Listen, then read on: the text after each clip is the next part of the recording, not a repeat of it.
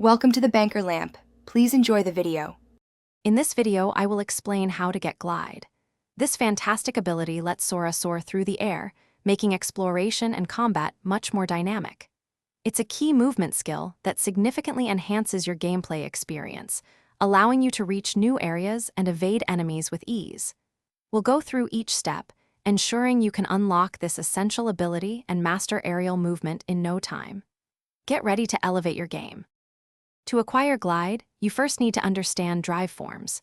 These powerful transformations grant Sora temporary boosts and new abilities. Glide itself is a growth ability, meaning it's earned by leveling up a particular drive form. As you progress through the game and unlock different forms, you'll gain access to a wide array of skills, but only one holds the key to true aerial freedom. Let's discover which one it is. The secret to Glide lies with the elusive final form. This powerful transformation is typically unlocked after you defeat Roxas in the world that never was. However, there's a small chance it can activate after any boss battle once Roxas is defeated. To maximize your chances, try transforming into any drive form during these post-Roxas boss fights. Once unlocked, Final Form will appear as an option in your drive menu.